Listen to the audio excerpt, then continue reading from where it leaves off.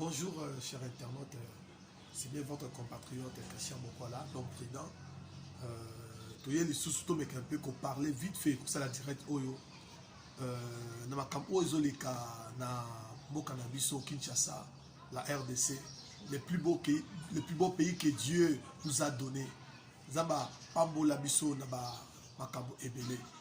Ya solo archevêque Coutinho Fernando alobaki lokwana na pasteur Mukuna à l'évêque alobaki na ye ozobunda na ba démon sans que ozo se rendre compte. Donc ça l'a fort malgré tout oza derrière yo mais ba kozobunda na ba démon ozobunda na ba oyo ba ennemi ya pays ba ennemi ya peuple congolais o balingi boka na biso ezala par terre balingi makamoko esibate. Oui, tant que président Félix Tshilombo a eu pouvoir, alors qu'il a un état de droit dans Boka Oyo, que justice est indépendante. Et à la tête que non, ce qui problème est ali, ben individu, parce que bazali titré, bango bazali on a pour influer à saka justice nabiso. Il faut qu'on tique ma magistrat, il faut qu'on tique ma juge.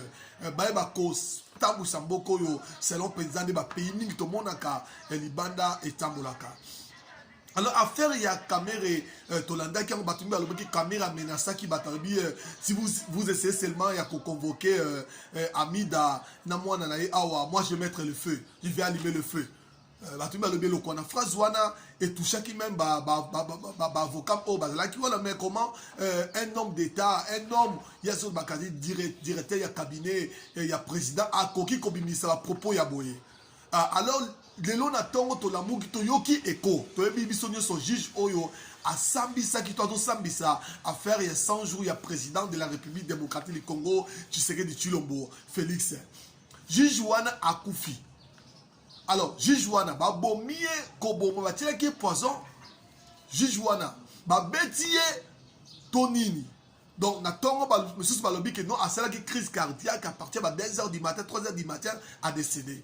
Ah monsieur balobi non, et ça un individu moko ba inconnu moko ba soit qui va frapper ba beti ba bomier. Alors nani azo ba vérité. Donc ça crise cardiaque né et bomi juge Oyo. Alors juge Oyo a sali vraiment nini, c'est un père de famille. Tolandi comment to sambisa. Qu'est-ce qu'il a qu'est-ce qu'il a fait du mal? A sali nini juge Oyo. Des choses comme ça, ça prouve et ça montre que mon beau cannabis est comme qui wap. Chers internautes, chers Congolais, chers compatriotes. Congo et Zayapiso. Tous ensemble. Pour nous ravir Mboka Oyo entre les mains des sorciers ya Mboka Oyo.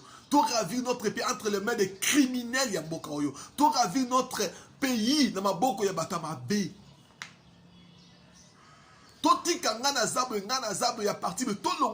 C'est le moment. Parce que ce qui batouana va zuili sous ce pays oyo. Et qu'on a passé. Jijouana kei akufi kaka pamba sale look pamba. Ce qui va bomber va bomber et on dit bah quoi. Moi, j'arrive pas à comprendre. Bah, on va se attendre à bango, les attendre à bango, comme baninga. Alors, tango bomi muninga na yo. Et l'oko nini okozwa comme récompense. Rien du tout. Alors, pourquoi qu'on s'ala mabe na moutou azane na problème te? Il faisait que son boulot. Moussala, oh, ma parents ne batangi sa classe. Ma parents ne sont qui bakoufi baza vivant, je sais pas moi. A koli, azo sala moussala na ye normalement. Azalaki méchanté na tous les partis, on a deux partis, il y a défense, tout ça. Azalaki jamais qu'on ça l'injustice. Ah, oh, lobby. Il faisait son boulot parce que moi j'ai suivi ça à la télé. Comme je vous parle que dans Banda, les six juge Oazali, en tout cas, dans le quartier, fâché, Siliki, lobby pourquoi? Banamboka, fâché, lobby pourquoi?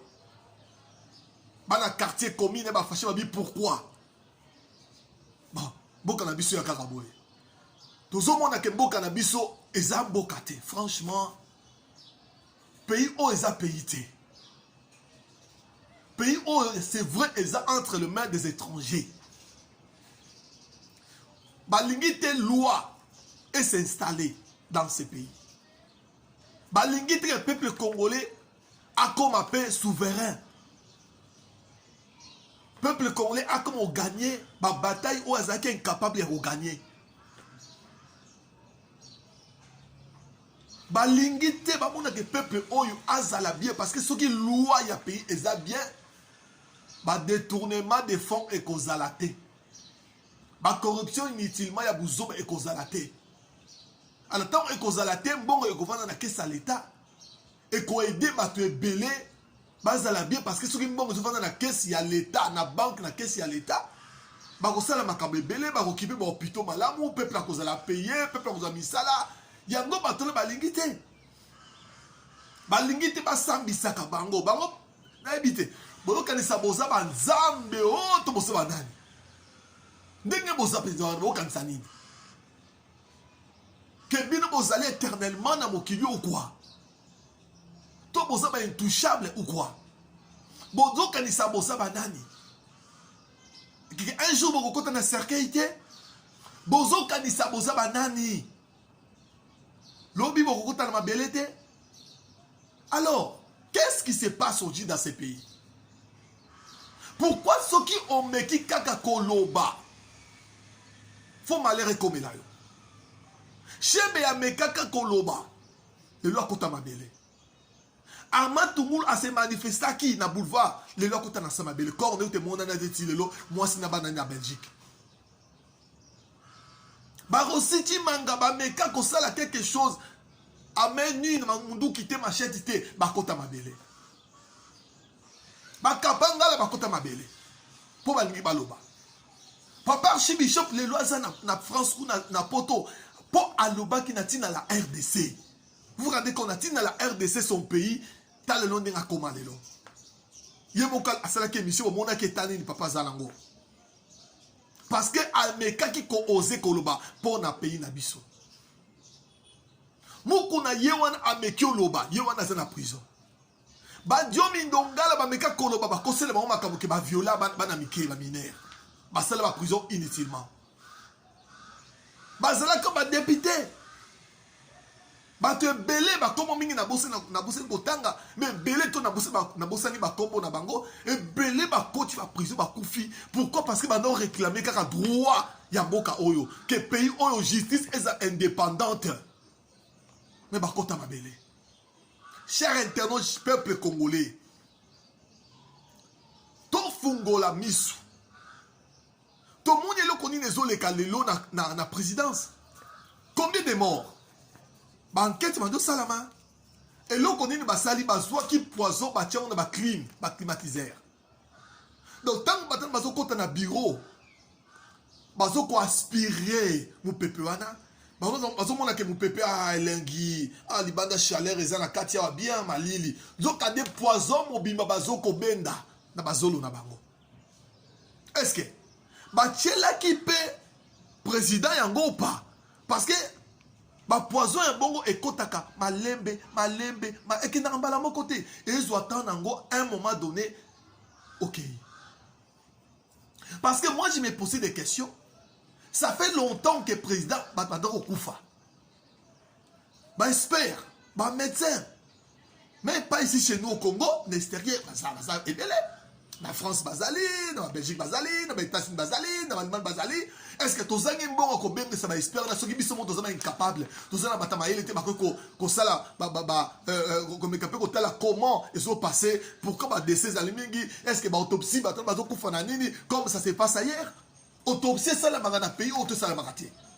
Comment mutal bossa kufi boki bokundie karabongo, mutami bala kufi boki bokundie karabongo, mutami ça kufi, mais non. Dans des choses comme ça, on va faire l'autopsie. Pourquoi telle personne est décédée? Et l'on connaît les bombiers. Est-ce qu'ils ont maladie normale? Est-ce qu'ils ont coronavirus? Ou ils ont poison? Beaucoup y est non, ils ont poison. Comme ils ont poison, maintenant beaucoup zoa, beaucoup la prudent, beaucoup zoa dispositif na bino comment qu'on sait la peau poison ana ils ont wapi? Est-ce qu'ils ont côté la wapi? Ils ont ça la nini nana tiango mais tous comprendre le côté na mboka oyo. C'est comme si batu bazana bazaba miwe babi kolobate ou bien mayela batu za bloqué ou bien bonga boko magana pouvoir c'est tout ba kufa te talibinoté. Tant on moni quand même ba proche bazo kufa mais il faut se réveiller quand même. Je sais pas banane bazala entouré quand même na président na dit que mingi bazali ba na poto hein ba babi comment ça se passe en Europe. so muta kufi so ba mona liwa na clair parce la autopsie ba ba ke mutu wana abeli na nini akufi na nini ça poison maladie nini. Mais ici chez nous moi j'arrive pas à comprendre. Besoin aux autres annoncer sur la internet ben info oh nani conseiller président Koufi oh adjoint conseiller président Koufi oh nani oncle nani papa le cas président Koufi oh nani mais c'est trop quand même.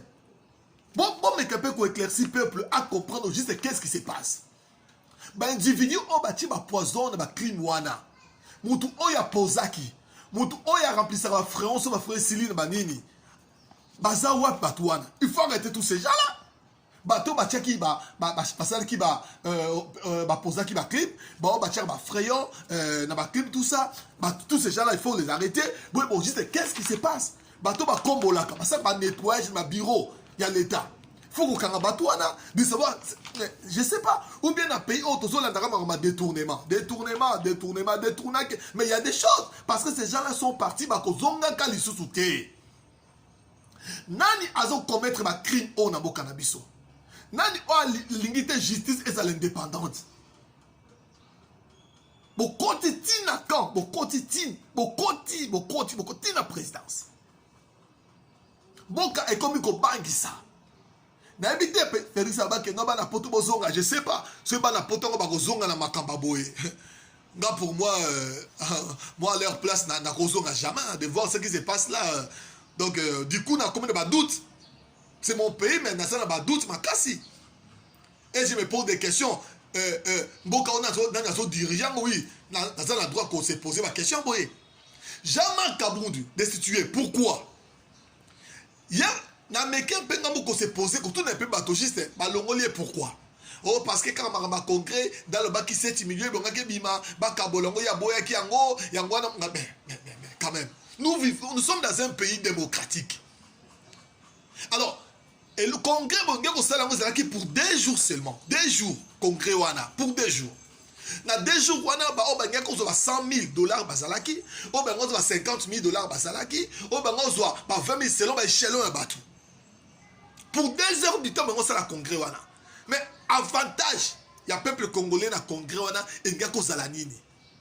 Bénéfique, il y a peuple congolais na congrès wana bongo sala engeza la nini bilo bongo so mbongo ebele ha bozu ba monta ba $100,000 ba 5 kaboli. Alors peuple congolais ceux qui nous allons dire oh moi je suis pour le peuple, moi je vais parler pour le peuple, je vais aller au parlement parler tant comment le parlement qu'on a bouche bée ou le seul roté mu yibi le koso ba politiciens Congo ce sont des menteurs, ba politiciens Congo sont des voleurs boy ba ngote boye barangote que batama bena mokiza et ça ba policiers congolais le plus méchant les plus mauvais du monde ce sont les politiciens congolais batama be parce que yé a riposté parce que yé bobi du coup non a mérité kozala un homme d'état quoi alors ces gens là ba vani na pouvoir na pendant ce qui 20 ans ba yibi ba on ba mérité kozala ba homme d'état c'est ça.